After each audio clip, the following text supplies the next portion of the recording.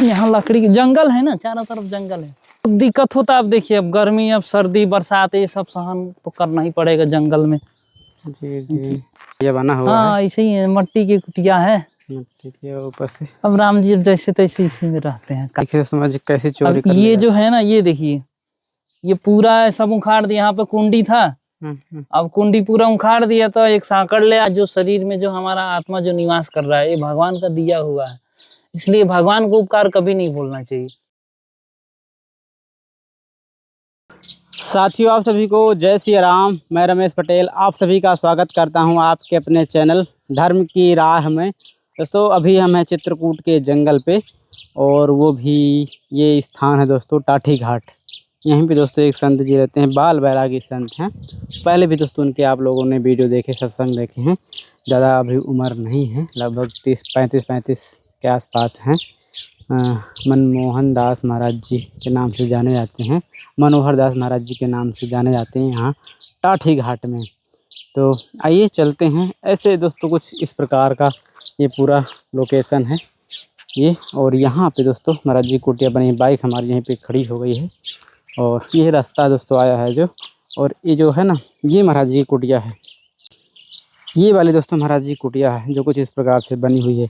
ये बड़ी सी मिट्टी का मतलब एक भीटा था, टीला था, तो इसी को एक तरफ से काट करके और इसमें पतरे लगा करके ऐसी कुछ कुटिया बनी हुई हैं। और सामने का आप लोग देखेंगे पूरा ये बीहड़ जंगल, देखिए कितना। ऐसे जगहों पे दोस्तों संत महात्मा लोग स्थान बनाकर तपस्या करते हैं। तो ये पूरा दोस्तों महाराज जी की कुटिया का दृश्य है, जहाँ पे कुछ सुंदर सुंदर फूल भी लगा दिए हैं। तो चलते हैं महाराज जी की कुटिया। ये कुछ सेवा सामग्री हैं तो उनको भेंट करते हैं, क्योंकि दोस्तों यहाँ जंगलों में ना संत लोग सब भगवान भरोसे ही रहते हैं। अब तो ठीक है, प्रभु जी की कृपा से सब व्यवस्थाएं होने लगी हैं धीरे धीरे, क्योंकि जब लोगों को पता चलता है कि नहीं ऐसे महात्मा ऐसे जंगलों में तपस्या करते हैं तो लोग आने लगते हैं। पहले दोस्तों कैसे संत महात्मा गुजारा होता था, वो असली वो जीवन था आज से 10 साल पहले 15 साल पहले का, कि जहाँ कुछ नहीं मिलता था, पत्ते या जहाँ के बेल हैं तो जंगली फल हैं, कंदमूल हैं, उसे पाकर लोग तपस्या करते थे मंदाकिनी में एक जल पी करके। लेकिन अब तो ठाकुर जी की वजह से बढ़िया, कोई दिक्कत नहीं है संतों को, जहाँ तक जिसकी पहुँच होती है। लोग हमें भी मालूम होता है कि यहाँ संत इस स्थिति में हैं, तो ठाकुर जी की वजह से वो स्थिति वहाँ की उनकी ठीक होती है किसी भी प्रकार से। तो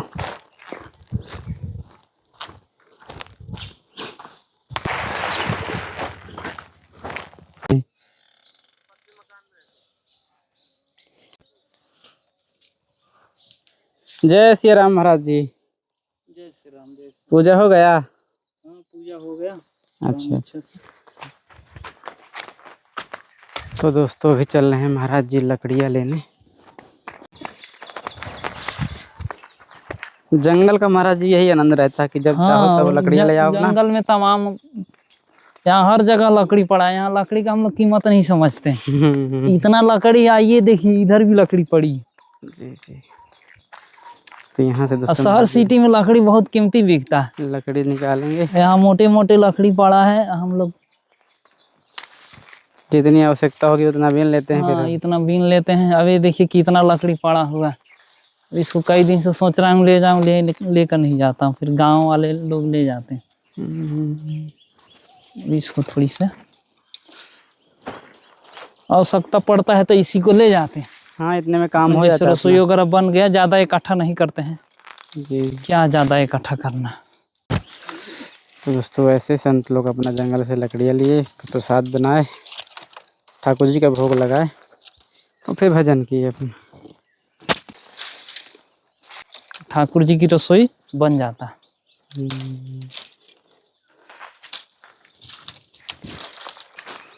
चले राम जी।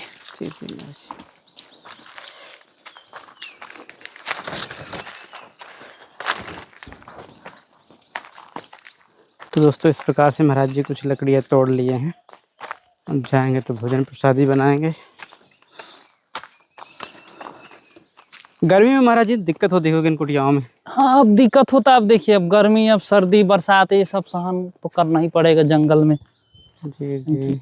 सहन नहीं करेंगे तो फिर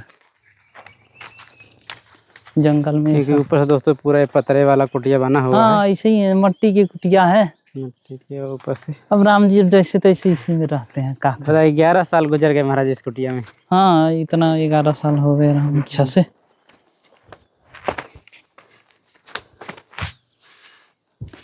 ये फूल लगे हुए हैं। ये कहे का भाई मोगरे फूल की- है? मोगरा का फूल है, बेला बेला जिसे बोलते हैं। अच्छा, जो मोगरे का वो आता है, परफ्यूम आता है। हाँ उसी इसका बहुत सुगंध मारता है। जैसे इतना आप उतार उतार के जैसे भगवान को चढ़ाएंगे ना, बहुत सुगंध मारता है, कुटिया गम गमाता है। तो ये। अब इसको जाली इसलिए लगा है ताकि बंदर अंदर नहीं जाएगा। हम्म। अभी खिल नहीं रहा है। इसको मज क्या बोलते हैं? किसको? ये वाला बोल। ये पता नहीं है, वो गोल गोल सफेद सफेद खिलता है। ये सेम है क्या? ये तो चांदनी है। नहीं ये चांदनी है, वो भी चांदनी है, ये भी चांदनी है। अच्छा ये सब चांदनी का फूल है। अच्छा मैं ही लगाया हूँ। अच्छा। जब शुरू अच्छा, में। ये पेड़ पे क्या लगा है? हाँ देखिए मेरे ही लगाया हुआ पेड़। कितना मोटा हो गया है। 11 साल में दोस्तों बहुत कुछ बदल जाता है। यहाँ भी महाराज जी कुछ बना रहे हैं क्या इसमें गड्ढे में? नहीं ये गड्ढा जो है ना, अभी ये गड्ढा थोड़ा सा चोर आया तो दीवार तोड़ दिया। तो उसको मैंने जैसे खोद के मिट्टी लगा है। उसको मिट्टी लगा दिया। अच्छा, मतलब दीवार तोड़ के निकाल देते हैं? अरे कोल फिर आदिवासी बहुत मतलब चोरी करते हैं। यहाँ पर आते हैं, 2-3 बार गेट को तोड़ दिया मेरे। अब देखिए आइए मैं इधर बता, देखिए कैसे कुंडी तोड़ दिया। देखिए समझ कैसे चोरी अब कर ये लिया। जो है ना, ये देखिए ये पूरा सब उखाड़ दिया। यहाँ पे कुंडी था, अब कुंडी पूरा उखाड़ दिया तो एक सांकड़ ले आया, तो मैं इसी में तारा लगाता हूँ। ये अच्छा, देखिए हाँ ये ऐसे पूरी ही रहता इसमें कुंडी था ना। तो इस तरीके से पहले कुंडी था, बढ़िया कुंडी लगा देते थे। यहाँ पर सर भी था एक छरिया। अब पता नहीं, जैसे तैसे लगा देते हैं गेट। ऐसे ही रहता है, ताला लगाने के बाद भी ऐसे ही रहेगा। तो ये महात्माओं को भी आज नहीं हाँ छोड़ते। जंगल है। अरे वो लोग महात्मा थोड़ी मानते हैं। उनका तो एक लक्ष्य होता है, बस चोरी करना है, सामान निकलना है, ले जाना है। महात्मा मानेंगे तो चोरी क्यों करेंगे? चोरी के मेन बात ये। जय श्री राम, जय श्री राम। तो महाराज जी थोड़ा सा अपना जो नए नए भगत जुड़ जाते हैं कई लोग, तो उनको ये रहता है कि आप वीडियो कैसे शुरू कर देते हैं बीच से, कुछ ना नाम ना कुछ एड्रेस। तो मुझे शुभ नाम आपका प्रभु? मेरा छोटा सा नाम है राम मनोहर दास जी। और प्रभु यहाँ इस जंगल पे कब से हैं? हमें करीबन यहाँ 11 वर्ष हो चुका है। बहुत छोटे से, जैसे करीबन बहुत छोटे होंगे तभी से हम यहाँ टाटी घाट में। पहले उससे पहले हम नर्मदा जी के किनारे रहते थे। नर्मदा जी के किनारे कोई ऐसे नियम साधना किए, तो राम इच्छा से माँ नर्मदा जी की कृपा से कोई संत हमारे पास आए, एक महात्मा, तो बहुत सिद्ध संत थे। तो हमको बोले कि माँ नर्मदा जी का आज्ञा है कि आप चित्रकूट जाइए, और चित्रकूट जाकर वहीं भजन अनुष्ठान। अजी अभी लगभग कितना उम्र होगा आपका? अब उम्र, अब राम जी की इच्छा से देखिए, उम्र साधु शाही एक उम्र होता है कि नहीं। जब साधु बने हैं उस वो उम्र अलग होता है, और ये शरीर का उम्र अलग होता है। तो कौन सा उम्र पूछना चाहते हैं? शरीर का उम्र? शरीर का उम्र करीबन 26-27 के लगभग होगा।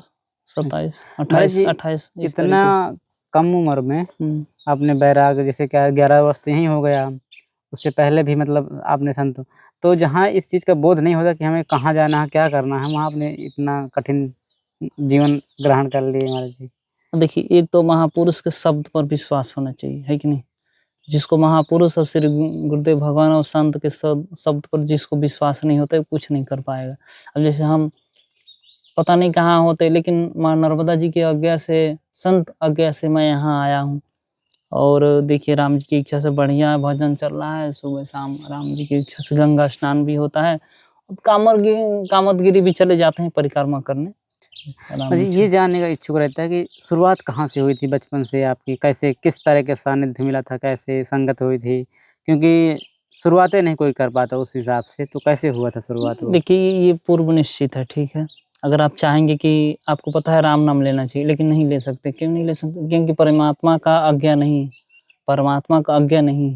हाँ हमें मालूम होता कि ऐसा करने से ऐसा होता, लेकिन कर नहीं पाते। अब पूर्व निश्चित था भाई कि हमें भजन करना है, चित्रकूट जाना है, नर्मदा जी के किनारे जाना है कि नहीं। तो ये लेकिन मुझे जो घटना घटती है दर पर दर एक बहाने के लिए, वो घटना तो एक बहाना है। हाँ तब घटना एक बहाना ही होता तो है। वो कैसे चलता रहा सिलसिला आगे? अब देखिए, पहले हम पढ़ाई भी किए हैं, घर से भी हम पढ़े लिखे हैं। तो पढ़ाई करने के बाद हमारे जो घर के बगल में एक मंदिर है, तो सुबह शाम आरती में जाते, तो भगवान के प्रति वैसे भी हमको श्रद्धा था। अच्छा। क्योंकि श्रद्धा नहीं होगा तो कोई साधु क्यों बनेगा, कोई भजन क्यों करेगा राम जी का। जी जी जी। तो ऐसे भी है। अब मेरा जैसे राम इच्छा से शुरू से ही मेरा भगवान के प्रति भाव रहा, और पढ़ाई करते करते अचानक ये हुआ कि कुछ नहीं रखा, पढ़ कर क्या करेंगे, ज्यादा से ज्यादा नौकरी लगेगा और अपना जीवन यापन करेंगे, वृद्ध हो जाएंगे, मर के चले जाएंगे। कुछ प्राप्त हुआ? कुछ भी प्राप्त नहीं हुआ। ये हमारे जीवन का जो बोध आया, किसी के समझाने से आया कि स्वयं आया, आत्मबोध आया? किसी को समझाने से नहीं, अच्छा, आपने अपना ऑटोमेटिक अंदर से कि हमें राम नाम लेना चाहिए, राम नाम ही सब कुछ है। क्योंकि सत्संग के माध्यम से, सत्संग हम पहले ही सुनते थे, ये सत्संग मोबाइल से भी सुनते थे, इसे भी सत्संग सुनते थे। तो मंदिर में 1 घंटा रोज सत्संग होता है, तो उसके प्रभाव से अपने सब कुछ छोड़ छाड़ दिए राम इच्छा से। मतलब जिसमें कुछ सेवा सामग्री है, ये मुझे सरसों का तेल है, ये पेठा है, कोई दिक्कत सब्जी, एक गुड़ है मेरा जिसमें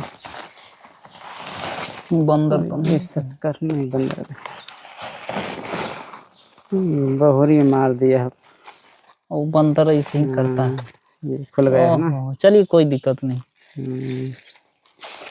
भगवान का भोग लग जाएगा। आप लोग सहारा हैं थोड़ा बहुत, नहीं राम जी की इच्छा से यहाँ तो कोई बहुत मुश्किल है, जंगल में कहाँ कोई आता है। जी, एक में चने की दाल है शायद, एक में अरहर की दाल है, तो दोनों एक जैसे हैं, थोड़ा सा एक ले।